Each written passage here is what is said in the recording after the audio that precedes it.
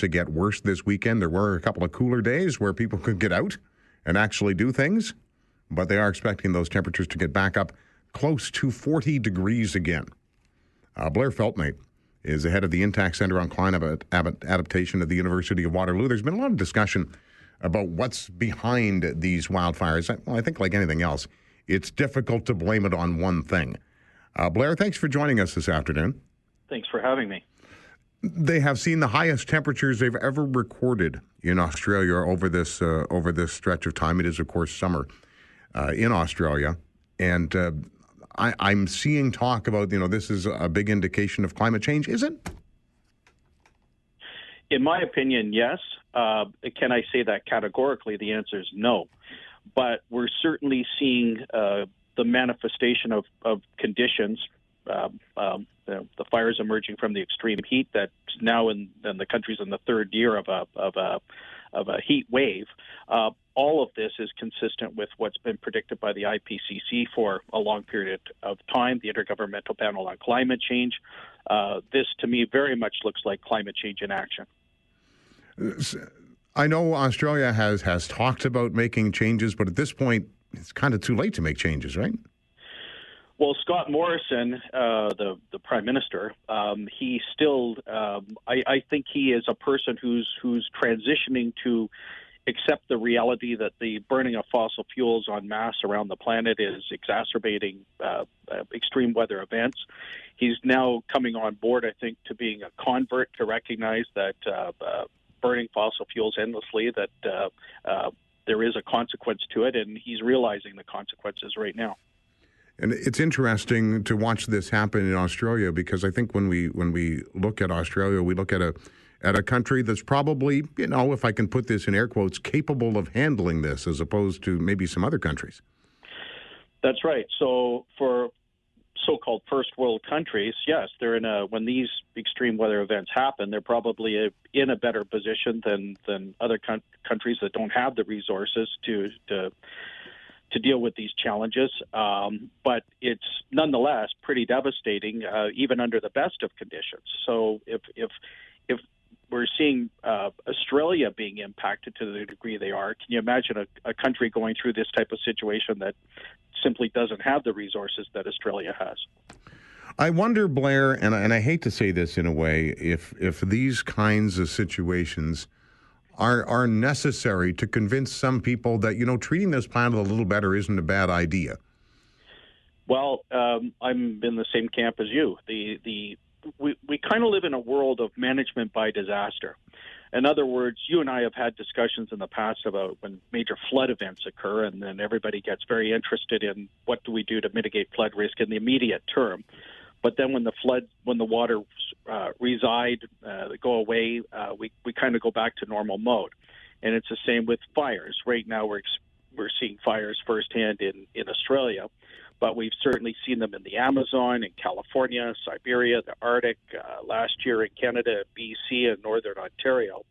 We get interested at the time that the disaster is occurring, but it doesn't take very long thereafter for people to go back into sort of normal mode, forget about it, and really not prepare for the next major extreme event, flood, fire, whatever it might be, that's going to come for sure.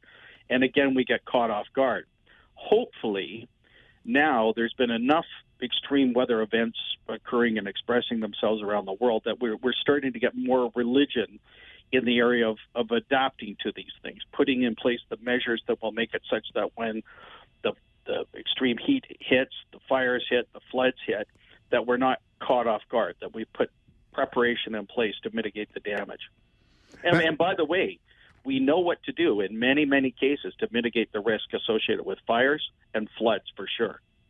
So what kind of things can we do to mitigate that risk with fire? Because fire seems, I always look at it as a wildfire as kind of an all-consuming beast. How can we mitigate that risk? Yeah, there are things you can do. And for example, in towns and communities in forested regions or brushed regions, we can build fire breaks around cities, actually remove a corridor of vegetation from the outer perimeter of towns and cities to make it such that when the fire does occur and gets up to that corridor, hopefully it doesn't pass over it, it doesn't jump over it.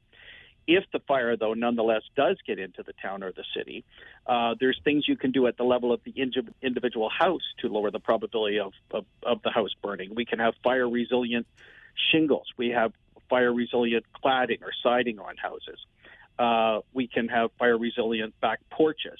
So we can put these structures in place that lower the probability that the house will catch fire. And even behaviorally, or by way of design, we can make it so that people don't store wood right up along the back wall of the house, which is convenient when you want to get the wood. But if it ignites, the wood ignites and the heat transfers into the house and causes the house to burn.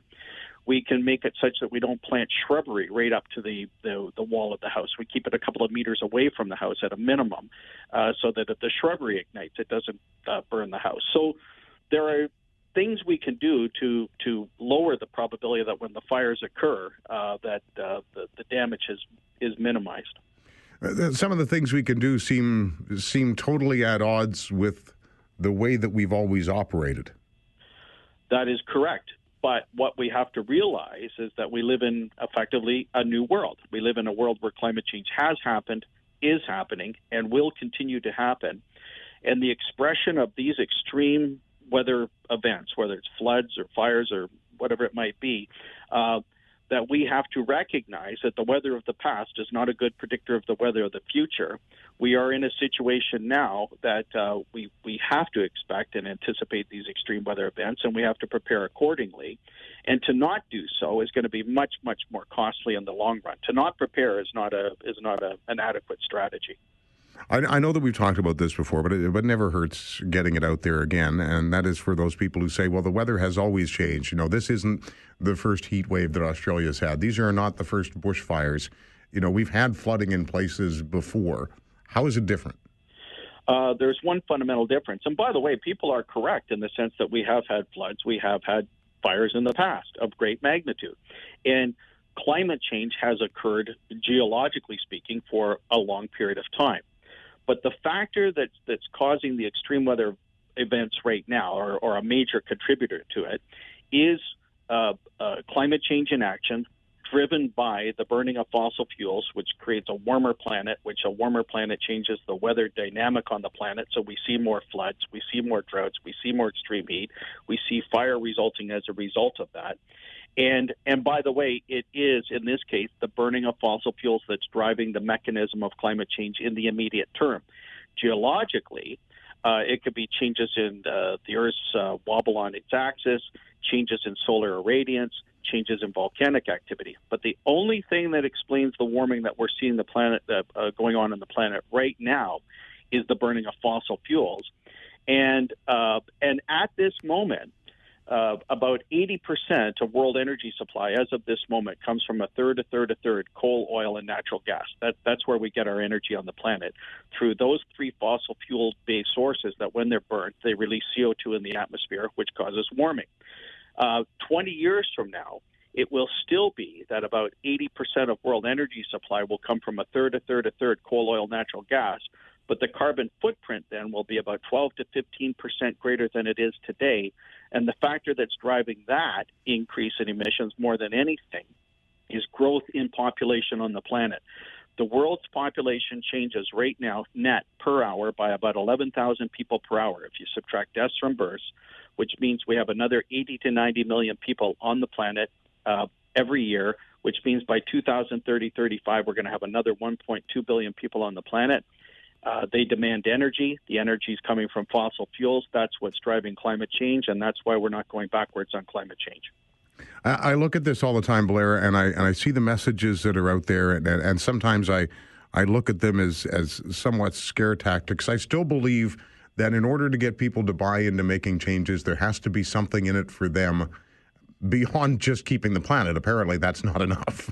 But yeah, we have to appeal to people's selfishness, don't we? Yes.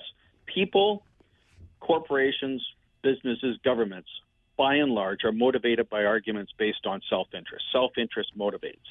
And what we have to realize now that it is in our self-interest to put in place the measures to at least slow down the rate of climate change. And number two, to prepare for climate change, to put the measures in place to limit the amount of damage that will occur when the fires or the floods hit.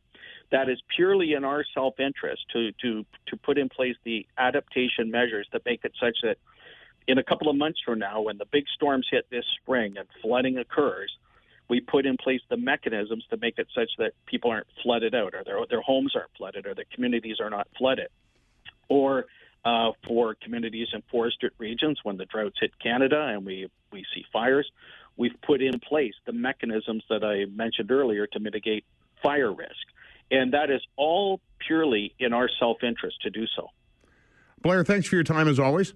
Oh, you're certainly welcome anytime. Dr. Blair Feltmate, head of the Intact Center on Climate Adaptation at the University of Waterloo. I don't know, do we need to have that kind of disaster in front of you before you feel it's worth making some changes?